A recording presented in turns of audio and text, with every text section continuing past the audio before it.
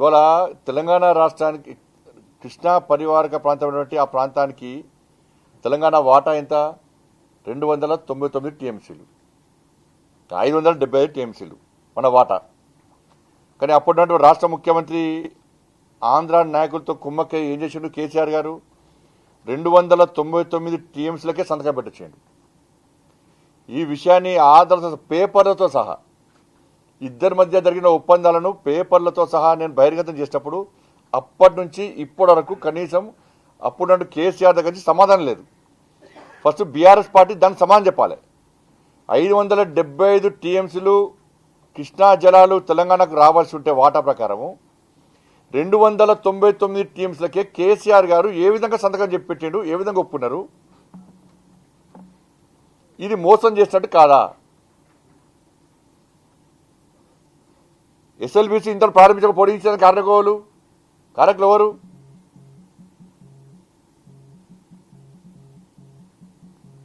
కాబట్టి కృష్ణా జల విషయంలో ఆ ప్రాంతానికి ఆ ప్రాంత ప్రజలకు ఇద్దరు రెండు పార్టీలకు క్షమాపణ చెప్పాలి. వీళ్ళిద్దరే మోసం చేసాం. ఎప్పుడు రాష్ట్రంలో అధికారం లేవు. మేము కేంద్రంలో అప్పుడు 2 రాష్ట్రాలకు న్యాయం చేయాలని చూసినాం. కానీ ఈ రాష్ట్ర అప్పుడు ఇక్కడ ఉన్నట్టు కేసీఆరే ఆంధ్ర నాయకులతో కుమ్మకై తెలంగాణకు అన్యాయం చేసిండు. తెలంగాణకు అన్యాయం చేసిన నీళ్ల విషయంలో తెలంగాణకు అన్యాయం చేసిన మొట్టమొదటి ద్రోహి కేసీఆర్. ఇవాళ మళ్ళీ ఏం తెలియనట్టు నంగనాథ్లకి ఏం తెలియనట్టు మళ్ళీ ఇవాళ కృష్ణా జలాల విషయంలో ప్రజల దృష్టి మళ్లించే ప్రయత్నం చేస్తే 2 పార్టీలు ప్రధాన పాత్ర పోషించాలి. 2 పార్టీలు ప్రధాన బాధ్యత వహించాలి.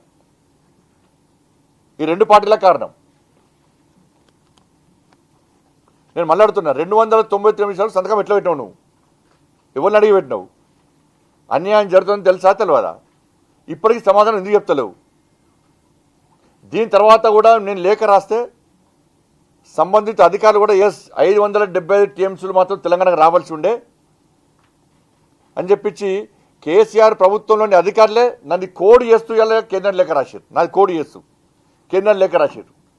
అయినప్పుడు కేసీఆర్ లోపల కనీసం స్పందన లేదు. అప్పుడు జగన్మోహన్ రెడ్డి గారితో కుమ్మక్కై బిర్యానీ తినిపించి చేపల పులుసు తినిపించి ఏమయ్యా మరి అప్పుడు ఆలింగనం చేసుకొని అన్నా తమ్ముడు అని చెప్పి తెలంగాణ ప్రజలకు బొమ్మ చీరాపే.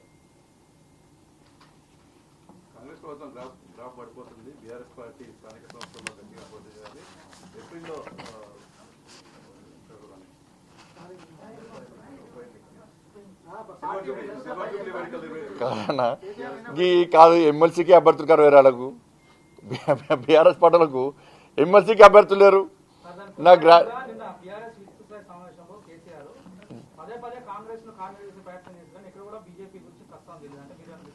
వాళ్ళిద్దరు ఒకటి. ఇప్పుడు నేను మళ్ళీ చెప్తున్నా, కాళేశ్వరం కేసు ఏమైంది? కాళేశ్వరం కేసు ఏమైంది? కేసీఆర్ కుటుంబాన్ని అరెస్ట్ చేస్తాను విజిలెన్స్ రిపోర్ట్ వచ్చింది. ఏమైంది? కేసీఆర్ కుటుంబాన్ని అరెస్ట్ చేస్తానంటే అరెస్ట్ కాలే, Delhi compromise.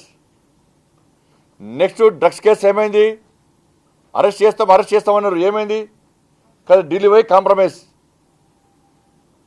Phone tapping case ఏమైంది? రేపే అరెస్ట్ అన్నారు.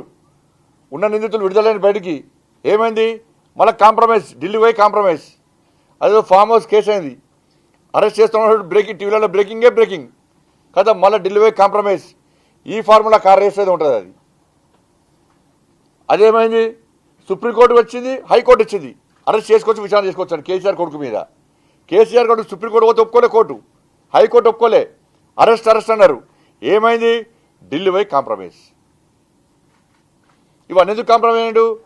ఢిల్లీకి ఏం కాంప్రమైజ్ అంటే, మా మీద కేసులు ఏం పెట్టకండి,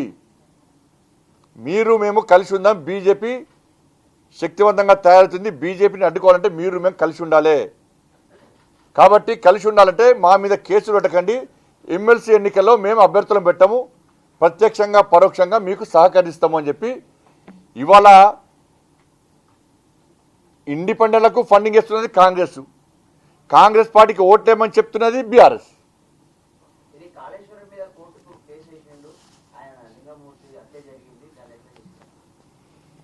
ఇప్పుడు హత్య జరిగింది వాస్తవము. వాళ్ళ కుటుంబ సభ్యులు ఏమవుతున్నారు, ఫలానా ఒక లీడరు హత్య చేయించిండు అని చెప్పి